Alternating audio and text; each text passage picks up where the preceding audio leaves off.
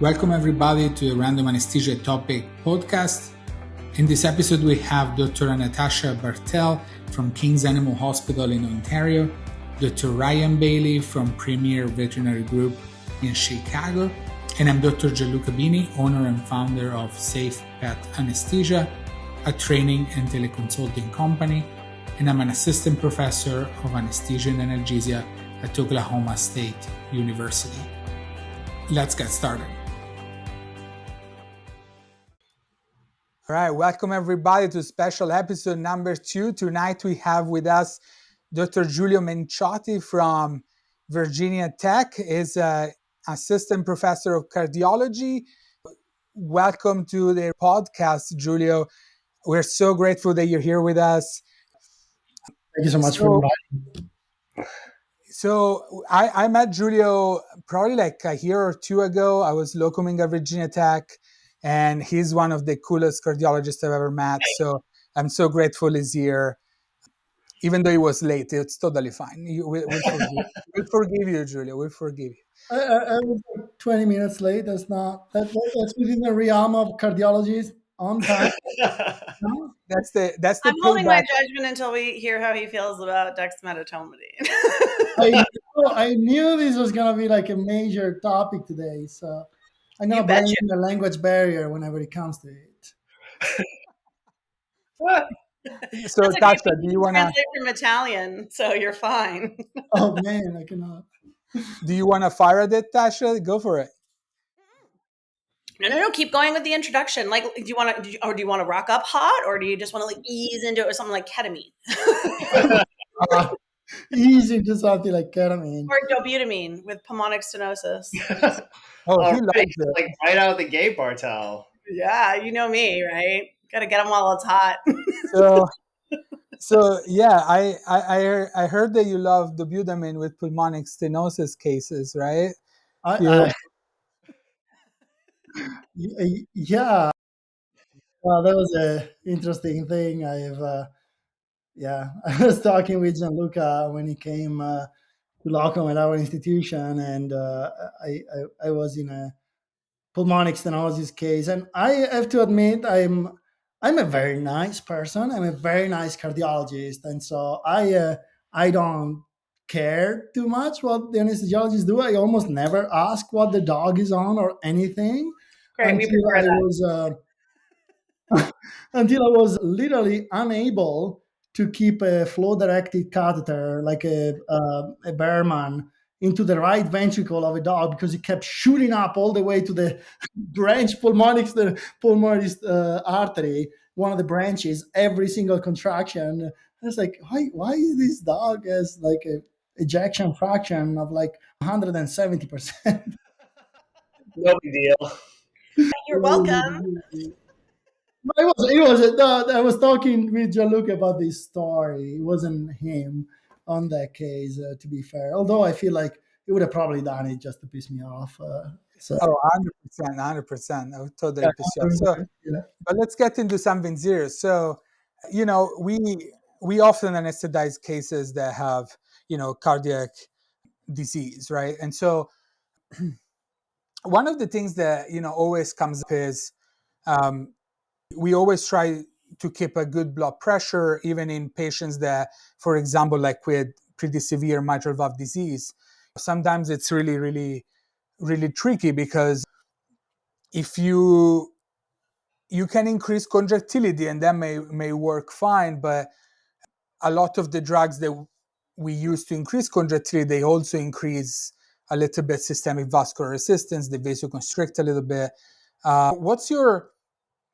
What's your thought on that? Like I always suggest like something like dobutamine for these cases, right? Like because it increases contractility, but then dobutamine sometimes it vasodilates dogs, right? And so the effect on the numbers on the screen, it doesn't look as good, right? Like I'm like, okay, I increased contractility, cardiac output's better, blood pressure didn't fucking move, right? So what's your thought on that? Like, is blood pressure actually, we always say that correlates with perfusion, but is how real is that, right? Like, is it really? That's a very, very good point. And although with mitral valve disease, I think we have ginormous spectrum of patients, right? Somebody, virtually any medium small breed dog will develop some degree of mitral valve disease in their life, and so we got to differentiate the patient that just received a pre-anesthetic echocardiogram because the owner was concerned, or you're working in a place in which everybody with a murmur gets a pre-anesthetic echocardiogram and gets diagnosed with a mitral valve disease at a very early stage, versus a dog that is actually a dog that we would not recommend any elective procedure, like a heart failure dog that has got a ton of mitral regurgitation and then ends up like being like the classic dachshund that is now a back dog but is already like a bad anesthetic candidate for starting with because he's got bad mitral valve disease. I think they're very tricky patients. I also think they are very sturdy patient, though, if you wish, compared to somebody with other type of cardiac diseases, meaning that contractility in small breed dogs with mitral valve disease is usually very well preserved, right? And so you are playing with a patient that pretty much every time his left ventricle contracts, is shooting blood partially to his organs, but partially back into his left atrium. So I think actually a degree of vasodilation is great in terms of cardiac output. So you got there so much so that when they are in very advanced, like stage D, what we call like refractory heart failure, we will put these patients on amlodipine, right? Because their left ventricle is always has two outlets, the left atrium and the aorta, every time it contracts. And so if you decrease the systemic vascular resistance a little bit, it's going to be increasing forward output, even if your mean arterial blood pressure doesn't move much, right? But those are those cases in which obviously that dichotomy of the blood pressure being an index of perfusion is probably not very true in that case, because you're still perfusing more by vasodilating them a little bit, particularly with the butamine, in which you're increasing contractility, and at that point you are at the risk of increasing the regurgitant fraction a ton, and so you could actually push them into left-sided heart failure. And then the other odd entity, though, caveat to this is the larger dog that has got mitral valve disease. We know that large breed dogs, they tend to develop systolic dysfunction along with mitral valve disease. So in those cases are the ones that I would actually favor if I can have a choice. And most of the times I don't have a choice. I'm not. I can have an opinion, but it may or may not be taken into account into anesthetic consideration. I still put them in my report, but yes, that's where probably. Okay. Now we're getting into this. We're getting into this now, right? So the fucking cardio report, right? So every time we see that, right, and you get this cardio reports, and it's like, cats with HCM, and they tell you shouldn't use Dexmed, and I'm like, shut up. Okay, shut I'm like, just shut up. That's what I'm like. So like, a lot of those is like, don't use this, don't use that, don't use this other one. What the hell do we anesthetize them with? Okay, I'm going to have to interrupt here because I'm not sure I can take this much longer. So, first of all, that's the longest the three of us have ever been quiet as a group together. So that was like our own personal world record. But, I mean, Beanie, I see the cardiologists make unhelpful little remarks, things like be careful with fluids, which is a meaningless statement. And I think one of the things that I take issue with is that, and it's not just a cardiology thing, but I find a lot of people have opinions about anesthesia when they don't perform anesthesia. And then when the shit hits the fan, everyone goes hands off and hands it over to us, right? So this is what they ask us. When they come to us for anesthetic recommendations. You know how much I That's would love. different.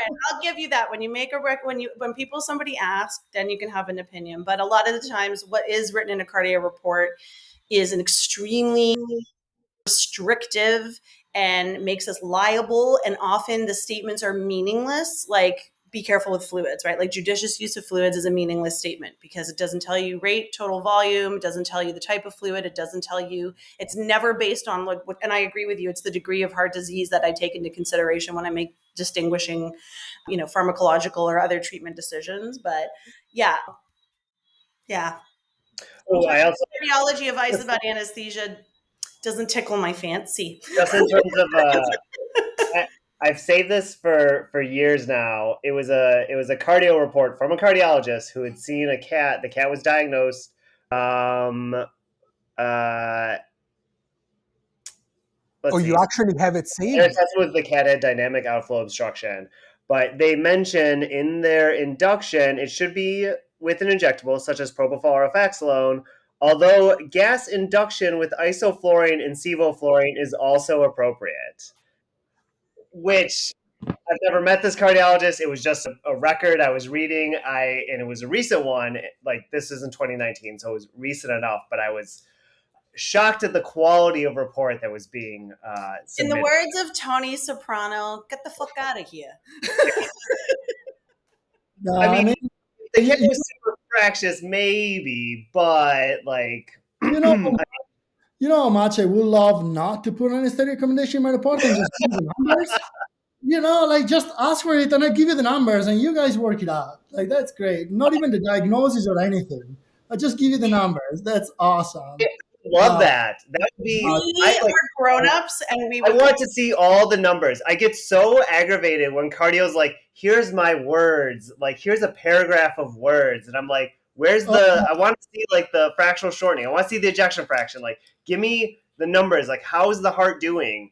I gotta bounce the ball back in your yard, and this is my favorite question for anesthesiologists. They would have like a dog with mitral valve disease, and they would come asking like, "What is the ejection fraction?" It's like, what are you talking about? It's not a disease that affects the ejection fraction. It's like 100% in this dog. It's actually hyperdynamic. The ejection fraction is not your problem. The problem is that the blood is not going in the right direction. It's not how much the patient we want to know it's getting out.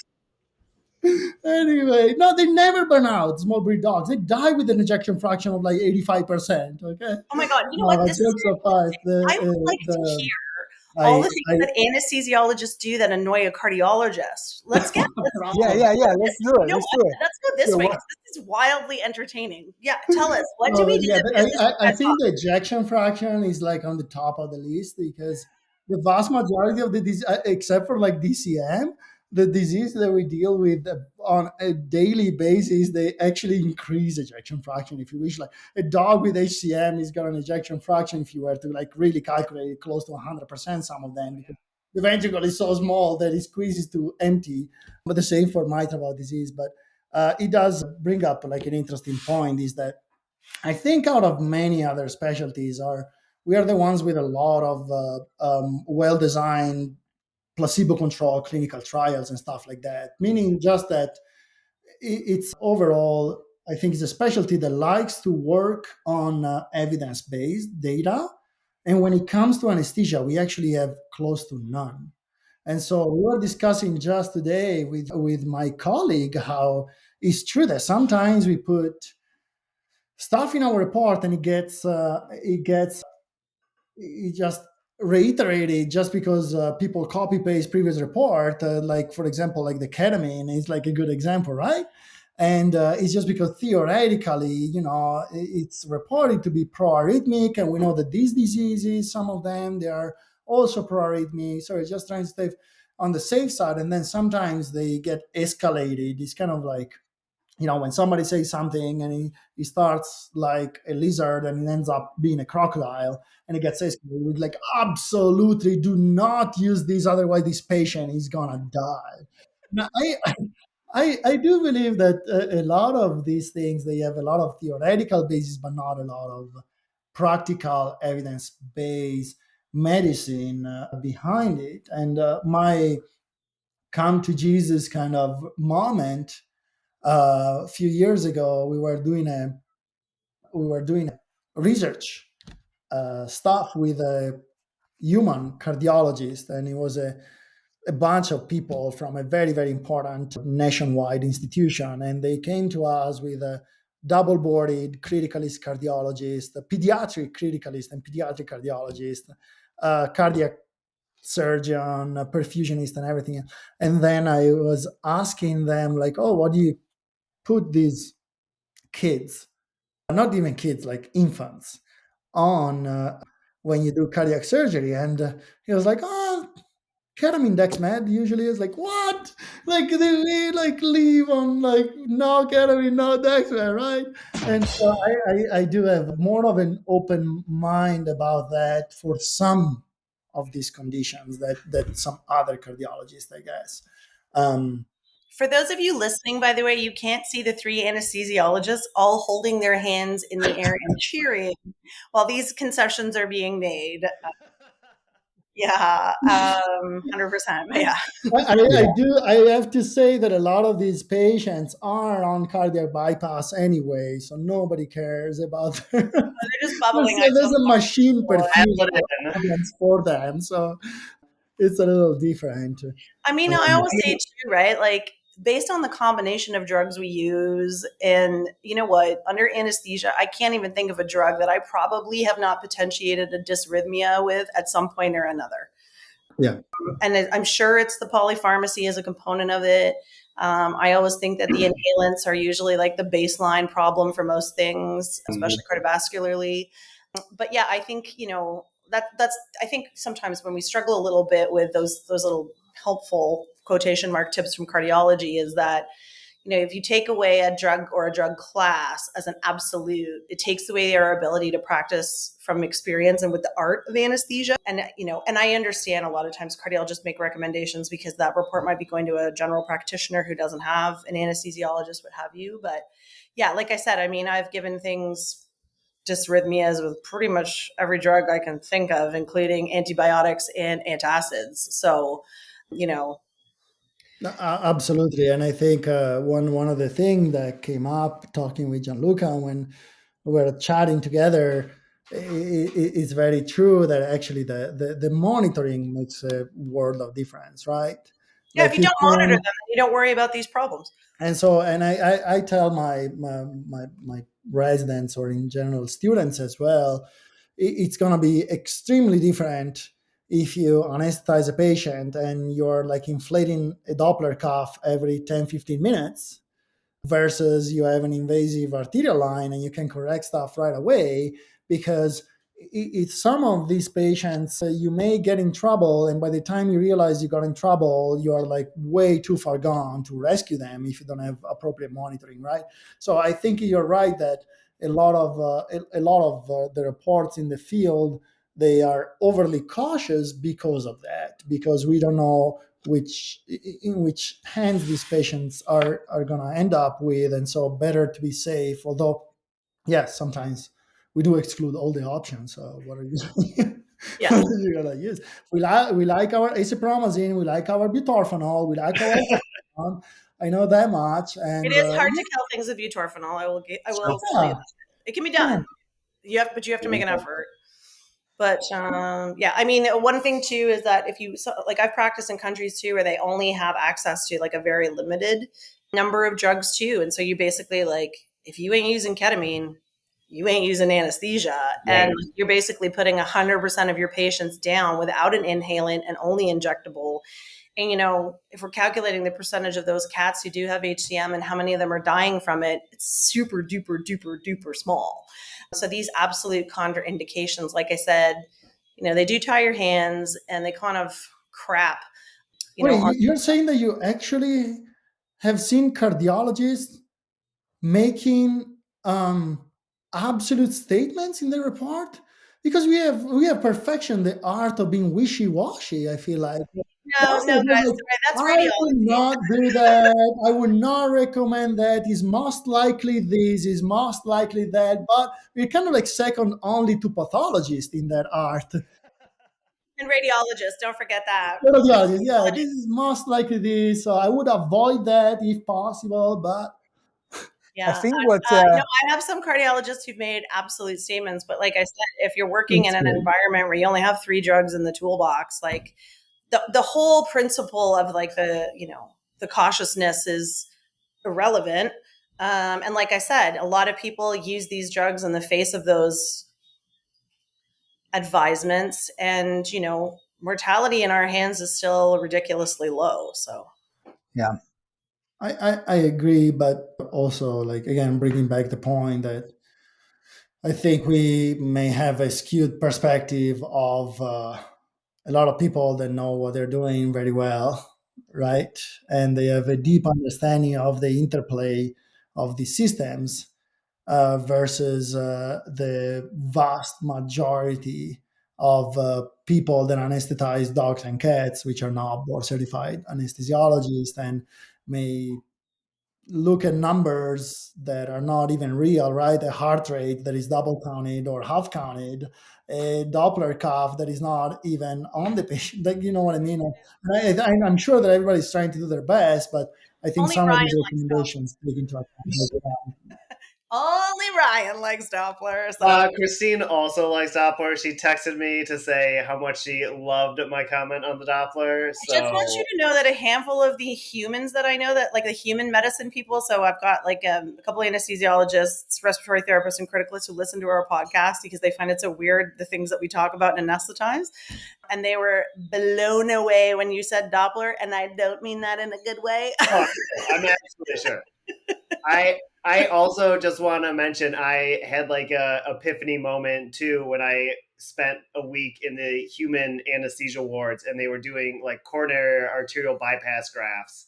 And so like humans going on like who are going to go on cardiopulmonary bypass, but they're not there yet because they have to anesthetize them to place the drains and pumps and all that. And they were all on dexmedetomidine CRIs. And my little brain was just like, what? Like, these are like sick ass patients. And they're like, oh yeah, like because they've got, coronary arterial disease and we want to slow their heart rates down and like increase, diastolic time, blah, blah, blah. And I was like, wow. Yeah, but I've had that epiphany with the human groups too. But I also think that we are dealing with these patients are instrumented head to toe. Oh yeah. And So their that disease process is different than what we and see. disease Like, exactly are we don't different. have Right? And coronary artery disease in dogs that I know of, or at least like if we do, it's incredibly rare. yeah, no, almost inexistent, really, even with advanced diseases that should cause coronary disease. I don't know. I think we should maybe try and start feeding them burgers and chips and see if that pops up, because otherwise we found a cure for coronary disease, right? Canadian, if there is going to be a country where there's a subpopulation of coronary artery disease in dogs, it'll be America. Probably. It's true. I was gonna say, I think a lot of our patients are probably coming in eating burgers and fries, and Yeah. To some depending degree. on where you practice. Yeah, but then the other thing is the dose that these patients are on, right, for these drugs as well. You risk that somebody that is not super experienced in attempting to treat a number, which obviously most of the time is going to be your blood pressure, not even invasive. Sometimes they keep escalating like drugs that increase systemic vascular resistance in a patient that maybe is actually like having a hard time pushing blood through because it's got DCM and you didn't even know about it, right? And then at that point, again, by the time you realize that that was not a good choice, you're done, right? And so I think a lot of the recommendations actually, and I see how that can make a lot of people So upset. that brings up a question that I have a lot of the time when we're dealing with these like dogs who have probably what's essentially incidental mitral insufficiency, like the dogs who we don't know if they're going to progress, but they have it. Yeah. There's a murmur, heart's not big, everything's normal, but they have a little regurgitation. What like, and I'm sure you can't answer this question entirely, but like I always operate under the idea that like if I choose a drug that's going to increase vascular resistance, that dog's going to see more volume. am I going to push this dog in front of me into congestion through, like, am I going to take what's a normal heart was never going to fail and now push it towards that direction by intensely vasoconstricting them and slowing their rate down? I think it's definitely possible. I think we have seen that now and again in the clinical settings, in which even like a dog with incidental mitral regurgitation, honestly, even without an anesthetic event, just because he was hospitalized and overhydrated, it can be pushed into heart failure. And then when you treat them, like you decrease the rate, they're fine. So more so under anesthesia, of course, like if you go into that perfect storm in which you increase their vascular resistance, so it's even easier, you increase the regurgitant fraction, and then you even give them extra volume. It's definitely possible. Like that said, you would, I don't know, in my limited, I guess, experience, because when I do these consults, then I don't follow through what they did on anesthesia. But I feel like if they don't do well, then I hear about them, and it's very, very rare that any of these patients they're usually pretty stable. The one with incidental mitral regurgitation, like if they don't even have cardiomegaly, they need to be under anesthesia for like a very long time with a lot of fluids that are pushed through. They're again pretty sturdy anesthetic candidate as long as they're a small breed dog and their systolic function is preserved. Yeah. Yeah. So I wanted to tag back on, we were mentioning coronary disease, right? In humans, some of those changes in the ST like actually do correlate with myocardial infarct. How much of that is true in our patients? Like, what do we know about that? Oh, it is. Yeah, that's a very good. That's a very good point. I think though the ST elevation, even in people, is evaluated with a 12 lead ECG, and it needs to be pretty specific in certain leads and things like that, versus the single lead anesthetic monitor abnormality. But at the same time, we do see often patients that have, for example, severe subaortic stenosis that do have those. They have some myocardial perfusion issues, and we know that the long term they would develop myocardial disease because of their crazy left ventricular hypertrophy from their increased afterload chronically, and they do develop ST elevation in certain leads. And then the other place for that in which we will look closely for it is actually acute changes. I think that's way more significant, meaning that you have been under anesthesia and you have been looking at that ECG for a while and it looked the same, and then at a certain point, all of a sudden that ST segment changes. I think that's a very dangerous point, and that should warrant consideration of some degree of perfusion or myocardial work or myocardial oxygen demand that goes a little beyond the mean arterial blood pressure. Because sometimes in like patients with like pulmonic stenosis that are being under anesthesia for a while, we would see those acute changes, and sometimes they degenerate in bad arrhythmias. They're very difficult to bring. Wait, you're seeing that occur under anesthesia? Like ST elevation, yeah, absolutely. Yeah. So much that the Interesting. some patients with pulmonic stenosis remarkably more prevalent in English bulldog and some degree French bulldogs. They would have pulmonic stenosis and coronary artery abnormalities, for which the classic is an R2A, but has been now shown that other coronary artery abnormalities that will cause that. And so they have one of their coronary arteries that goes around the pulmonary artery, which will not create any problem in their life, except when you try to inflate the balloon and you stretch the pulmonary artery, you actually completely occlude coronary perfusion. And so, and so I don't know when I really dial up that dobutamine to 20. no, Yeah, I was they wondering if just this is die. an institutional issue, if like there's more liberal use of inotropes causing more myocardial work in hearts that are already worked, already on the edge of hypoxemia. So I've personally, I haven't seen that, but I can tell you that for these patients, when you know or you don't know that they have a coronary artery abnormality, one of the thing that you do, for example, is a coronary tolerance test in which you inflate a balloon on the size that you want to inflate, and then you look at the ECG and you see if they develop ST segment elevation, and that's how much that ECG sign is reliable for myocardial perfusion. So Very interesting. Yeah, when I was at NC State during my residency, every time we did PS, a pulmonic stenosis balloon valvuloplasty in a French bulldog or an English bulldog, we would always do like a CT angiogram first. Yep. Yeah, and then we do the same, and I'm gonna tell you something that I kind of it will crack you up, and it's going to be very interesting for this podcast. So, in our institution, we do not have a ECG gated CT scan. That means that the CT scan does not trigger the acquisition of images based on the phase of the cardiac cycle.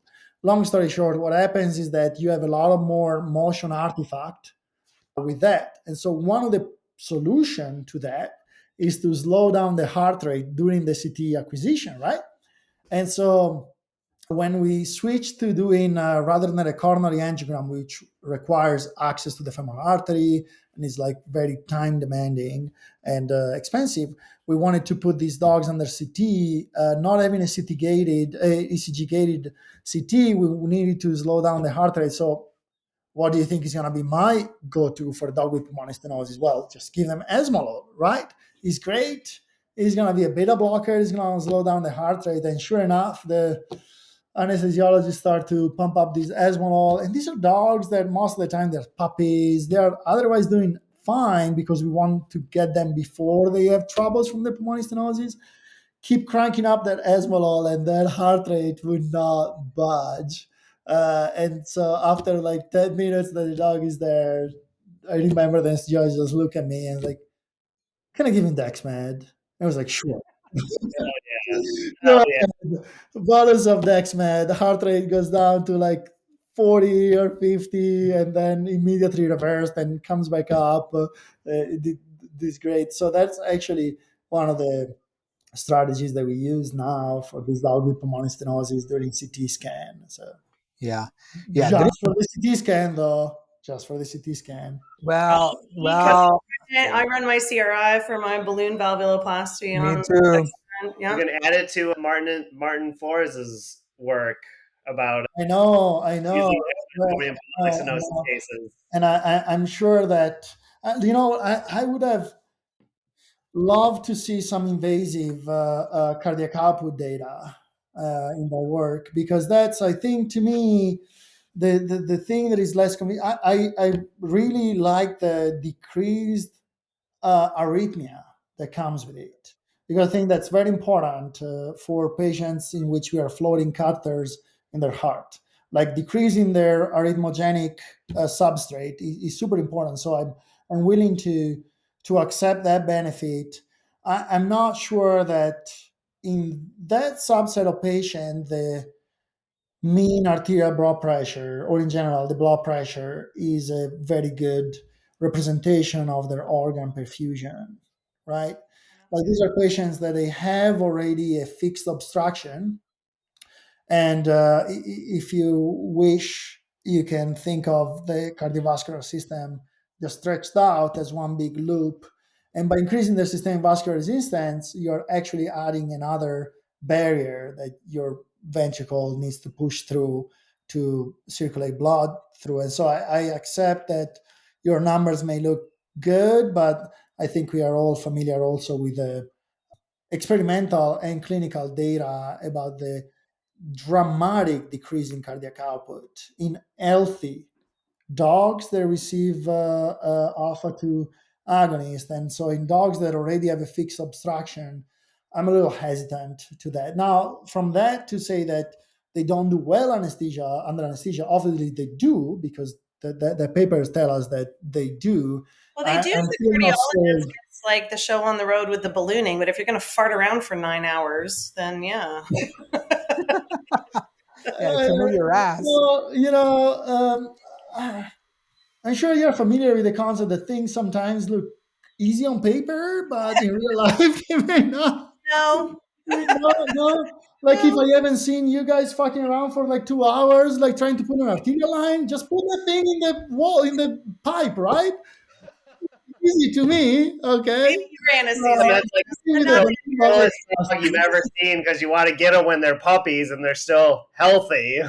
to a little bit though, because I know we talk a lot about the fall in cardiac output. And I think what is incredibly important to remember from the point of view of the anesthesiologist, and I always have to tip people off about that, is that the cardiac output, like the drop in cardiac output, and the reason that the patients tend to do well is because anesthesia is basically like brainwave activity aside, but from a physiological point, cardiovascularly, pulmonary, gastrointestinally, what have you, it's mimicking sleep. And, there is a big difference between awake cardiac output and sleep cardiac output for all species, right? And so we're so focused on maintaining cardiac output, but it's maintaining cardiac output in the context of being conscious and or active. And that's not what's happening in our patients, which is why sometimes I see students, like they're starting to panic because the dog's heart rate might drop into the 30s. But I'm thinking to myself, like, this is a young, healthy dog. If they were also sleeping just normally at home in a restful state, that's probably what that heart rate and their cardiac output is like. So I always find this concern about cardiac output is a little bit disproportional because, like I said, this is a biomimetic state of sleep, essentially, from a physiological standpoint. They don't have that same cardiac output requirement when they are anesthetized. I'm not sure that my cardiac output when I'm sleeping falls by like 30%, like to 30% of what it was like with Dexmed or like that dramatically.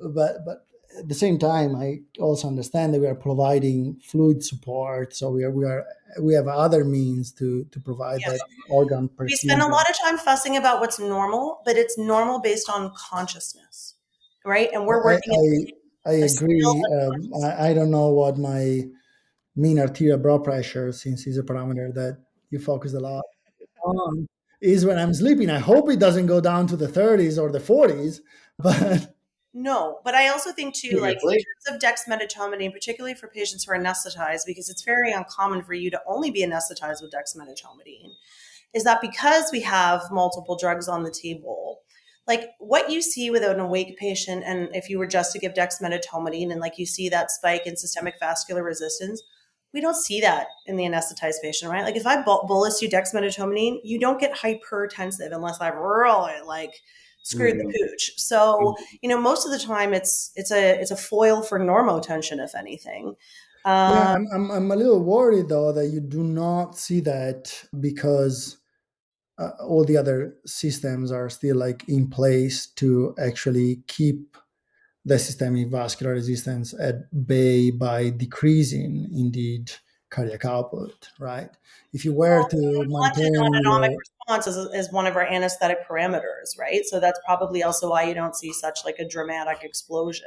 But I do think, That's an interesting unless question. Ryan's going to go on his cat tangent, everybody buckle up. Which ask the cardiologist about is the thing that we don't I don't know that we kind of gloss over sometimes is like so if we worry more about like the drug effect on cardiac output, heart rate, et cetera, but there's a whole system that we in certain patients, whatever, I'm not going to get into it, but in certain patients we can't control it all, and like their sympathetic tone can be super dysregulated. So you can have a cat 1 minute heart rate of 100, you know, you've got a map in the 40s, 50s. You get set up to do, dopamine, whatever you're doing, and you're getting it set up. The surgeon does something like pulls an organ or something, and all of a sudden, heart rate's well over 200.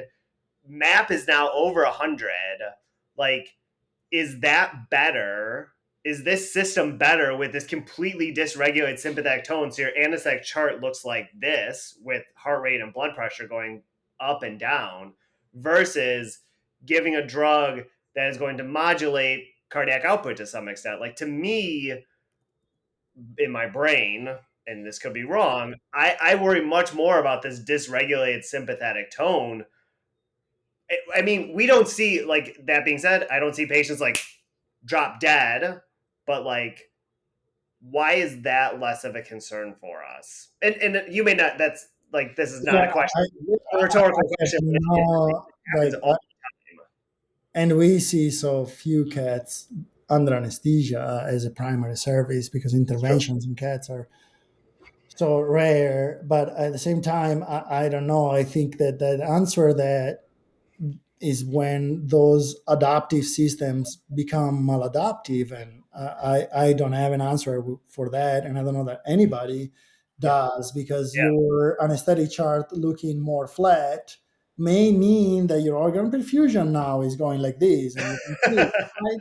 Versus your anesthetic chart that takes into account pressure and heart rate mostly is going like this because actually their organ perfusion needs to be maintained like this. Does it make sense? Like those systems of changing those parameters True, are but in you have to remember place. systemic blood pressure. There's sub autoregulation in most of the functional organ beds themselves, right? So even in the face of wild fluctuations, you maintain perfusion regardless. Like kidney, brain, heart, Yeah. lung, they all do that, And right? that's why I'm saying, like, I don't know that the answer that we know that we can know the answer, because it's where is that slight barrier where adaptive systems become maladaptive, right? Where that vascular resistance increase that happens in healthy patients all the time, right? To maintain perfusion, then becomes maladaptive at a certain point because there's so much of it that you actually decrease perfusion to the organ, or when that is associated with also a decrease in systolic function, for which now you have a heart that is got like an obstacle to pump against and does not have the reserve that is your other side of that equation to pump against it. So I'm not sure that we're ever going to have the answer to that. I do, again, I'm probably a little bit more open-minded than many cardiologists, in which I don't like hard statements, particularly in the face of lack of evidence-based medicine. I'm not sure that for the Dexmed pulmonic stenosis thing that everybody wants to talk about, we do still have that solid evidence-based.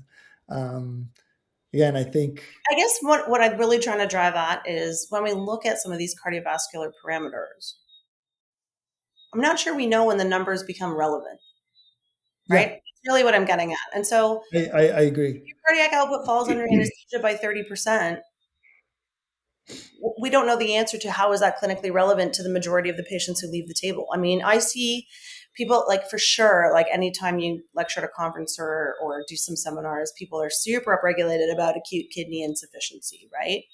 I've seen that once, and that was post arrest in a patient. You know what I mean? Like, that's You've not seen like something. AKI post anesthesia once? Well, I'm very, very good at my job, Giulio. But Wow, you yeah, must be, like, really. Wow. Yeah, yeah. I mean, and again, it's not that we see it all the time, but like, yeah, it was now and again, the like the patient had a very. rented kidney from a polytrauma anyway. So, I mean, it was a Euroabdomen drama. But anyway, these are the type of things like, and while we were talking to you, I did Google what your cardiac output falls when you sleep, and PubMed told me it was 26%. So yeah. So, but the thing is that what does that really mean, right? Like if you say cardiac output falls 40%, okay, sure, but my question is, so what? Like, do we actually have outcome numbers, long-term mortality, post-anesthetic? Like, what? And we don't, right? And I'm agreeing with you in the sense that we have to be a little bit cautious about being so conservative to the point where we're binding ourselves in terms of practice, particularly when we lack in vivo and we lack a lot of these studies to be done in patients who are already anesthetized, right? So Like that's always my thing. Like people shout numbers at me and I'm like, and where do we go then with relevance? Like, how is this relevant to me in terms of my patient outcomes? Well, some questions are better not answered. we may now want to find out what is the critical cardiac output for most dogs, but no, I agree. Like, nobody has ever shown that in a double blinded controlled clinical trial that furosemide does better for heart failure than not furosemide, if you wish.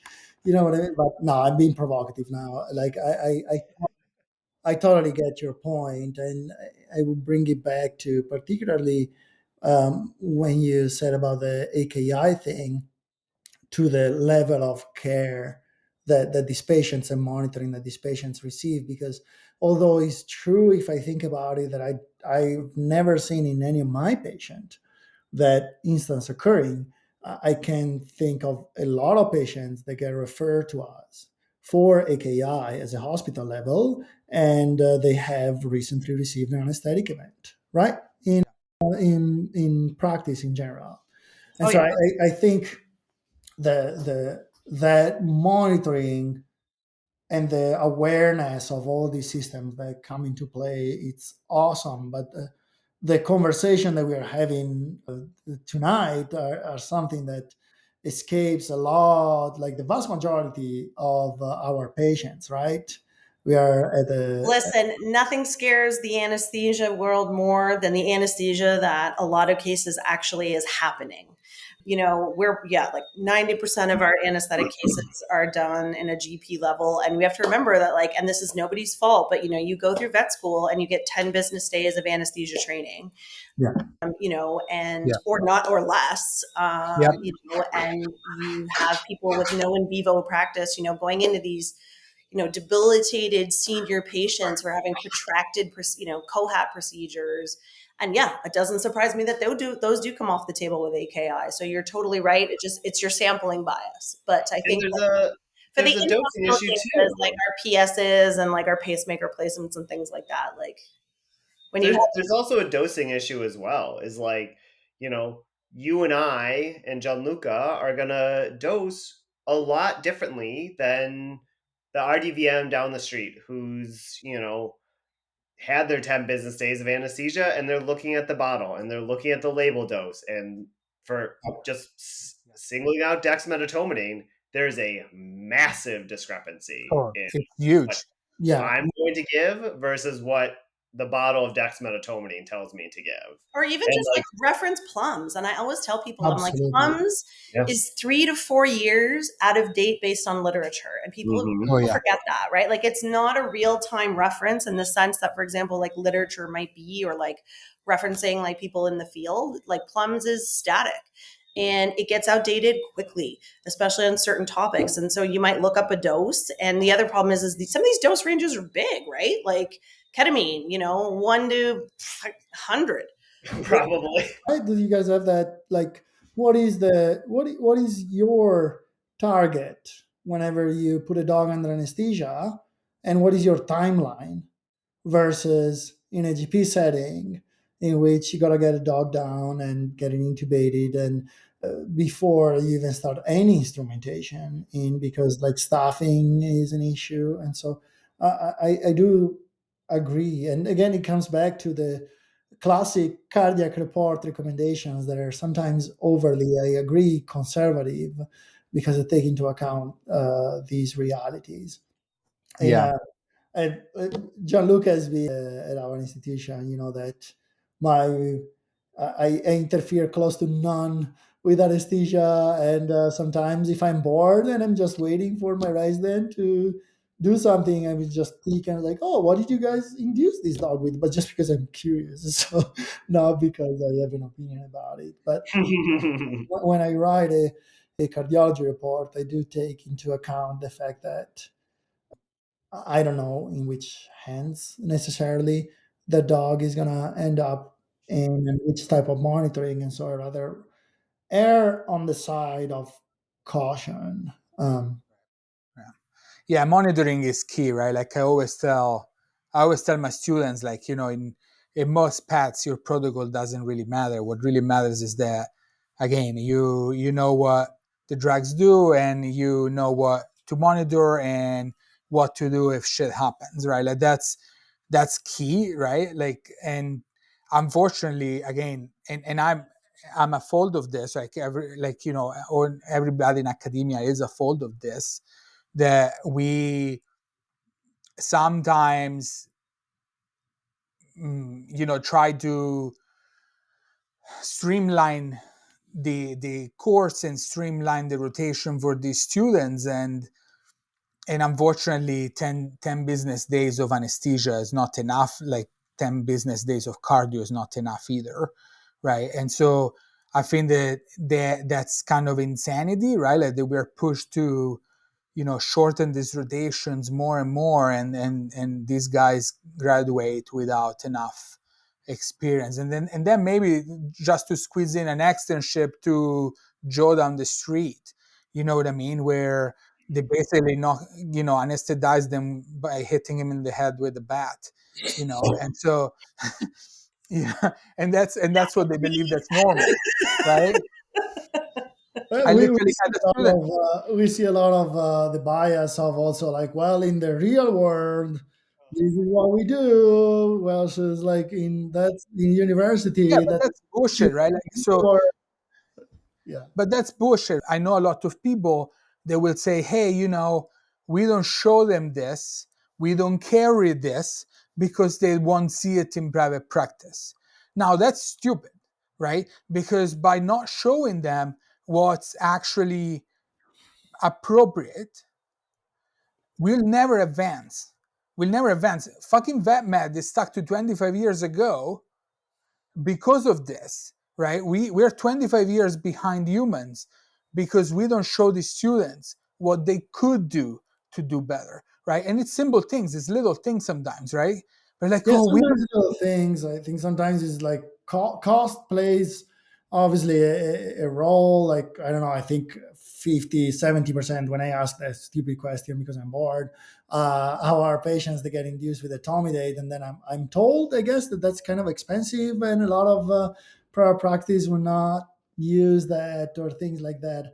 I do have to give a shout out to I guess, at least in our area, our referral population is actually extremely good in both consulting with us and like understanding the patient. But obviously the reality out there's bad realities, although I have to say I think we're getting better at it, probably by that approach of showing our students how to do things better. But yeah. yeah. And, I've and got again, it's a tough. couple questions for you. Is it about ketchup and Uh, hot dogs? well, first of all, we'll start with the easy one. This may not be so easy for you, but what is if you were like, what is your favorite hot dog? Favorite hot dog? What are you I talking did about? not Is actually that think of that. asking I to? Is there I different Okay. love types of hot hot dogs. dogs? I love hot dogs. I'm from Chicago. We have a fucking classic hot dog here. I know in Italy there's a hot dog with French fries pizza that's apparently for children. I had it when I was there. I enjoyed it. Absolutely. Like All this over is Italy. like one of the most shocking things that I always tell people that probably the second or third most common pizza in Italy is pizza with hot dogs. We wouldn't put pineapple on it, but actually pizza with hot dog. We call it like Vienne style, like Vienne, like the city. Don't drag Vienna into Pizza. this. I'm But half Viennese, and we don't want to hear anything about the Austrians being blamed for your weird hot dog pizza. So but wait, you're telling me that there's different types of hot dogs? What are you Oh talking? Is yeah. it Oh Oh yeah. my God. Is it this about is the hot dog more itself, or just controversial the than Dexmedetomidine. toppings, or the Yes. bread, or both? Like, There's all of it. There's different brands. Like in Chicago, we have a specific style, but then we top our hot dogs with a bunch of stuff. So it's got tomato and onion and pickle and sport peppers and relish and mustard and celery salt. Oh, yes, it's so the good. answer is yes. Yeah, put it all. All Yeah, right. Coronary disease but happening right here. but then if you can do that and then chop it off and just put it inside a deep dish pizza, I think that would be great. That's it. That's Chicago's at its best. Right? If anyone's gonna have coronary arterial disease, it's me. There you go. There you go. So, so I did like when I was in Chicago. I did like the deep dish pizza. The other question I had is more seriously. How would you like us, the anesthesia team, to approach the cardiac workup for these patients? Because I feel like that's the other point of contention is there's anesthesiologists out there who want to see an echo in every single patient they diagnose a murmur in. I'll grow a set already. God. It's not me. It's not me.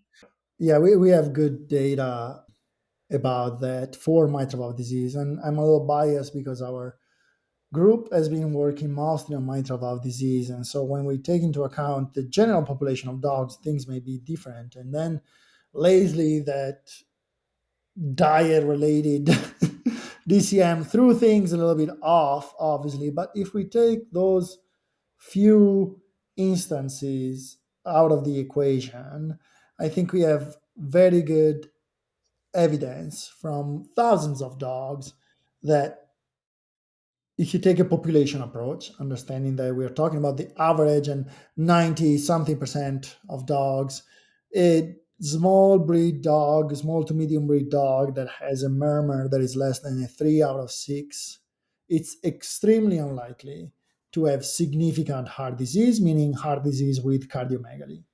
Okay. So we know that we have like very, very good chances if we echo the dog, and we know already that if we echo the dog, is going to have some mitral regurgitation, normal cardiac chambers.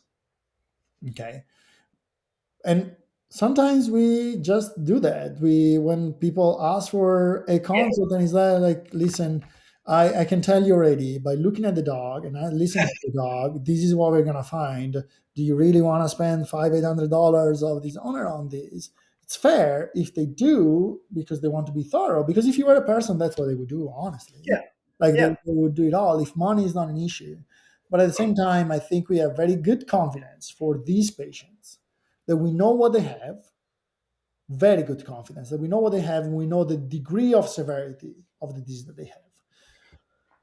Unfortunately, when it comes to other patients that are large breed dogs or cats, oftentimes it's really a coin toss, whether they have a murmur or not.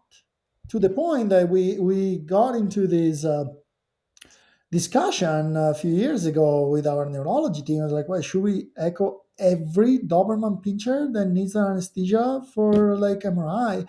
And I'm not sure that that would be a recommendation, but remember that there is a reason why is called occult DCM until they are in heart failure. Because a dog, like a Doberman, could walk around with a fractional shortening of like 7% and be totally fine running in his backyard for real, and not have a murmur.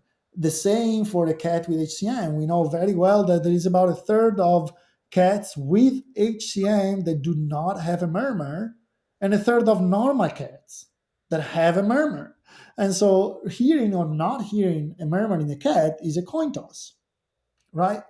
I think we are a little behind in the use of biomarkers in some of these diseases. I think there is definitely a very good role of biomarkers in cats with HCM in a setting in which you do not have readily access to an echocardiogram. I think if you use it consciously with conservative cutoffs, also in dogs, we know that BNP that is below 1500, like that is above, sorry, 1500 in dogs is associated with like imminent heart failure or things like that. It's not super sensitive. While in cats, I think we have good studies that show that it's a relatively sensitive and specific biomarker for heart disease. So I'm not sure whether you would have to recommend a workup, a pre-anesthetic workup, a cardiac workup in every cat and in every large breed dog. I think it would be insane from the cost. But you would have to invoke that kind of population-wide approach for which we do our best. We work on likelihood of disease. We work on statistics, and even every time we use any drug or intervention, to be fair, I tell our owners, this is what works. On average, on the dogs, every patient is a single individual, which comes back to the monitoring, I guess, standpoint and recognition of you being in trouble early rather than later makes a lot of difference cardiovascular standpoint. Yeah. No, that makes total sense. To follow up on Ryan's question, so About hot dogs, I assume. did you no? Yeah, It's about. Did you try tavern style pizza? What? what are you talking about? What? Tavern style pizza? What is Oh my that? god! Oh my god! Oh my god! Like Oklahoma thing? What is it? I'll let you explain this, Beanie, since you had it while you So were. like the very thin crust, Yeah. even more thin. It's literally like a cracker, but it's basically a pizza that's so thin and it's so crispy that it looks like a cracker, but it looks like it has all the pizza topping and all that shit, right? And so Chicago is divided in people that like dip dish and people that like tavern style pizza. So next time you go to Chicago, you need to hook up with Ryan, and True. he's gonna take you to A, try Chicago style hot dogs, and B, Mhm. the tavern.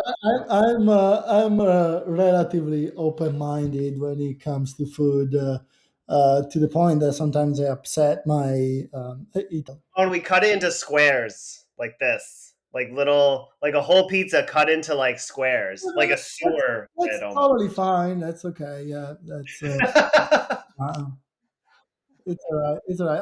I'm willing to try. It all comes down to the toppings, right? Yeah, that's fair. That's fair. What's your favorite pizza topping? Oh, What's your favorite pizza? I have like a wild varieties. I like what is called capricciosa in Italy, which has got like a lot of toppings, like capers to pepperoni to mushroom and artichokes, mostly with a tomato sauce. Yeah, that's pretty Sounds good. good. But even like a classic pepperoni pizza is probably my go-to most of the times. I Can you actually have a pizza dough that I'm growing right now. Yeah, and Oh baking. Oh. wow, Yeah, ready I'll be to cook ready for tomorrow. pizza? Yeah. Yeah. What's your favorite toppings, Ryan? What's your favorite pizza? I mean, tavern style, I'm gonna do sausage and giardiniera like every single time, like spicy sausage and giardiniera. And then if I'm doing like more of like an Italian, like Napoleon style. yeah, Neapolitan style, man, I don't know. What do I do? I mean, sausage is always pretty solid. I mean, I've tried my hand at doing like a margarita style with like sliced tomatoes. They come out too watery when I cook it in my like pizza oven at home, so I gotta work on that. But I like the simple, just like basil, cheese, olive oil. I'm pretty happy with that. Like there can't be enough basil in food for me, honestly. What about you, Dasha? What's your favorite pizza? I don't know if I have a favorite pizza, but my favorite topping is artichoke. Oh, Oh wow. I really feel it brings out the flavor and gives it like a nice little like kick. It balances like the acid with the fat of the cheese. Yeah. Absolutely. Yeah. Yeah. My favorite is probably like quattro formaggi, which is basically Or cheese. mozzarella. Yeah, four cheeses, right? And but the four cheeses here is not the same as the four cheeses in Italy, because like here they don't use gorgonzola cheese Correct. oh, because a lot of Americans don't like gorgonzola cheese. Um, but yeah, no, I love it. When we do it at home, it's legit. When I go out, I'm never eat it because like I know that's fake and there's no. Oh, something that I always wow people with that a lot of pizzerias, well, not a lot of pizzerias have, you should try is mascarpone cheese with Parma ham, with like prosciutto. That The sounds damn! mascarpone cheese that melts and then prosciutto. And the mascarpone's got like the little sweetness to it Do you put the mascarpone on before it goes in the oven? after. After? Okay. And then same with the parma. Yep. Say Ooh, you know what else I love? I love mortadella on at the end. Just like that's another go-to for me. Yep. Yeah, Yeah. mozzarella, fresh mozzarella on top of it. Yeah. I hate cooked mortadella. I don't know why. Yeah, Well, cooked it's not mozzarella. meant to be cooked, yeah. Okay, good. You know what It I makes hate? you feel better. That makes you When feel they better. put barbecue sauce instead of tomato sauce on the pizza. That I find that really disgusting. Yeah, Wow, it's that's like gross. that's like giving that Barbecue much. pizza. No, sorry, I was. No, yeah. Instead, there's no there's no marinara, there's nothing. It's just barbecue sauce, cheese, and then they put barbecue meat on it, and I'm like, hell no. What the That fuck? sounds wild. It's gross. Gross. Whatever works for people, you know. Whatever. All right, guys. I mean, we're coming up on the hour. Well, thank you so much, Giulio, for being here. Thank you for being a good sport with all of our, anti-cardio. No, you're not anti-cardio. You're just anti-organ perfusion. That's great. Anyway, sorry. No, Nice. actually, you know what it is we're anti other people telling us what to do. It's True. really, I it's think really. that's fair. We are control freaks to the max. Mhm. Yeah. There you go. There And I you go. certainly don't want two-bit opinions on anesthesia from fucking ER interns.